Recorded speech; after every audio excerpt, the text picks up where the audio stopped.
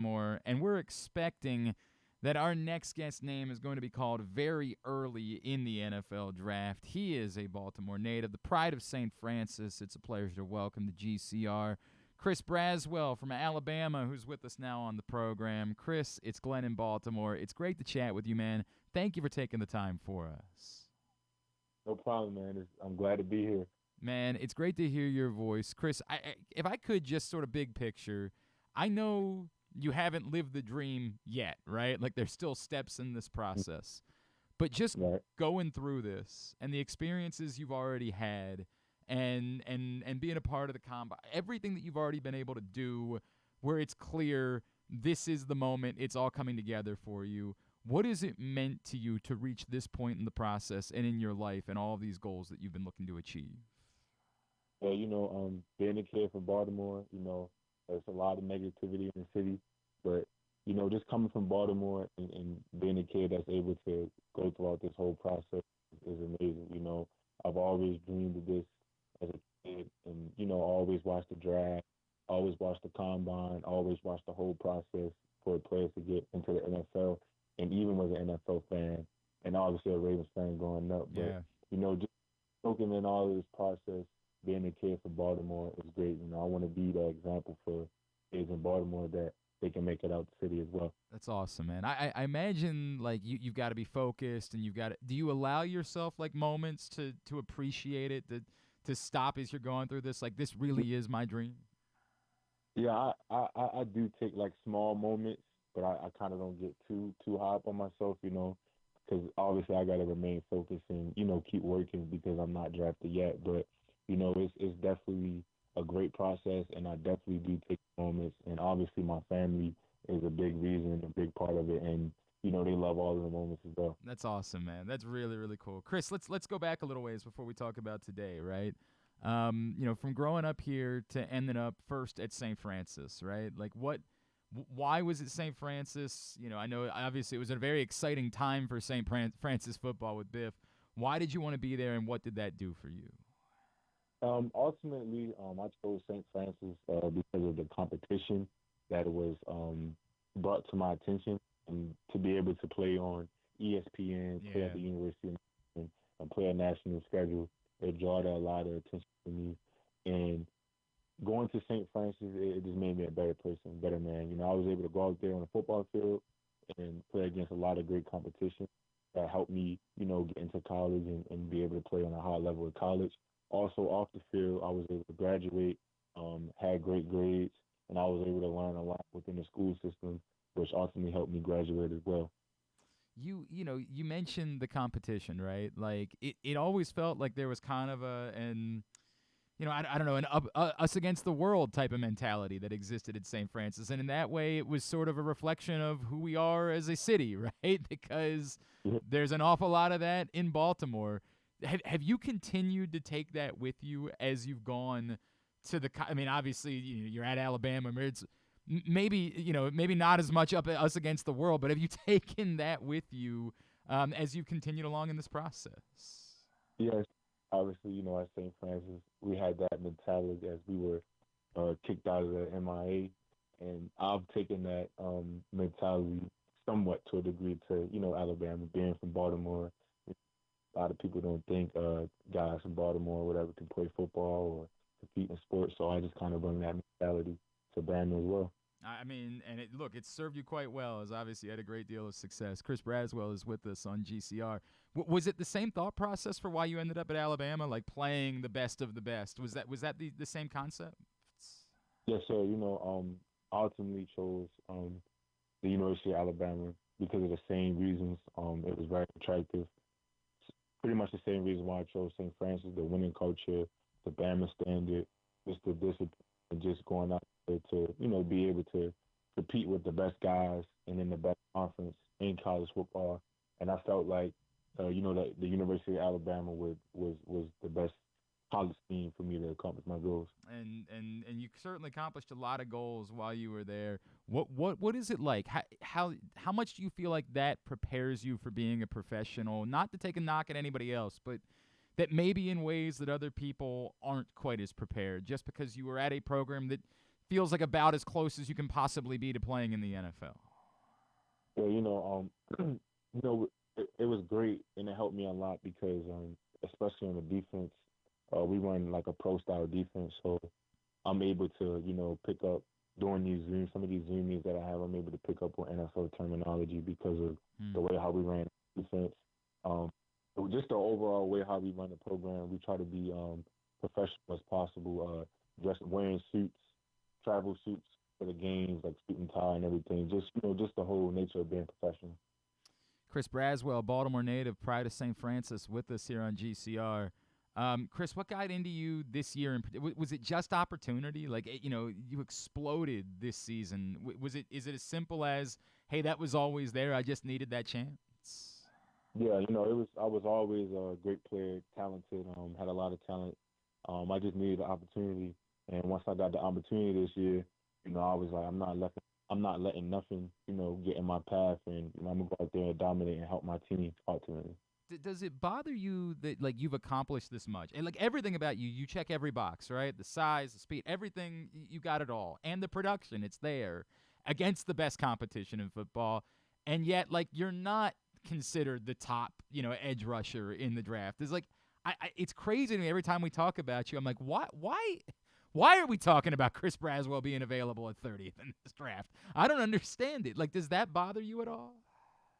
Um, to an extent, but at the end of the day, the tape is all that matters. Your tape is your resume, and I put a lot out there on tape, and I feel like the tape overrides everything. Yeah.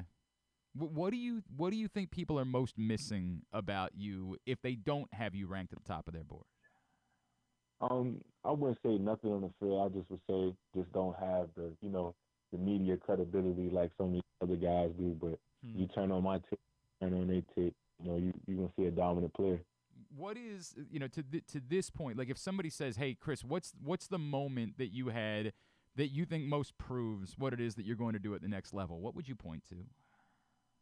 I would say in a lot of our big games last year, me stepping up, play A&M had some big pressures, big QB hits, and big sacks, and also a blocked field goal for a touchdown. Yeah. To, uh, during the Tennessee game, had a strip sack to turn that game around, and also another sack late in the game to turn that game around when we were down 21-7.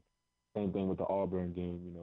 We were down and was able to turn that around with a couple big plays that I made. So, uh, the teams out there, anybody, I'm a playmaker when it counts. All right. So as we look towards what could be, let me go back a second because you referenced you did grow up. You were a big Ravens fan when you were growing up, correct? Correct. You were like, I'm trying to do the math on this. Were you maybe like right past the era of like Ed Reed and Ray Lewis? Yeah, I was able to watch Ray Lewis Okay. and Ed go to the playoff game when they played Houston at the Ravens Stadium Oh, that that's one cool. year. Oh, that's cool. Very cool. I would think though that like given the position that you play, is there some Terrell Suggs influence in your game? A little bit, but he definitely was one of my favorite players. He was very, very, very nasty on the field. Had a great long arm, different counter moves. Was very versatile. He was a great player. Yeah, obviously. Chris, you look, man. You're about to have a new favorite team. I'm not trying to like draw too much. You understand that this would be one of the coolest stories ever for us if this worked out a certain way. Have you allowed yourself to imagine that possibility at all? Like, do you even let your mind go there? Like, how cool this would be if it were to be the Ravens with the 30th pick? Yeah, it'd definitely be cool to play for my hometown team, favorite team.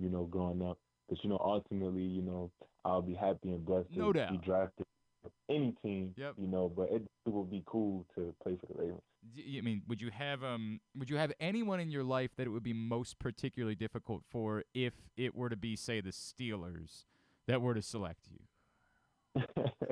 I mean, our family they don't like the Steelers, but my dad definitely. I remember him telling me like as a kid, if I ever got drafted to the Steelers, this might be the day where he, get a half Ravens jersey, half Steelers jersey, and ultimately he'll want the Steelers to win at that point, but he said he'll compromise and make I a do half and half jersey. appreciate I do appreciate that too from your dad, where he's like, "Look, man, you're my son. I'm gonna root for you, but like I can't completely abandon my love for the Ravens either." Like, Yeah. I appreciate that, man. That is hardcore. That is passion right there. Chris, like the tradition, we reference those guys. The tradition of what the Ravens have done defensively. Like, do you feel like part of that is kind of in your blood? Like you grew up with sort of that edge and that being something that you saw at all times. Yeah, the Ravens, Baltimore Ravens play a great defense, attack style defense, headhunters, 11 hats to the ball.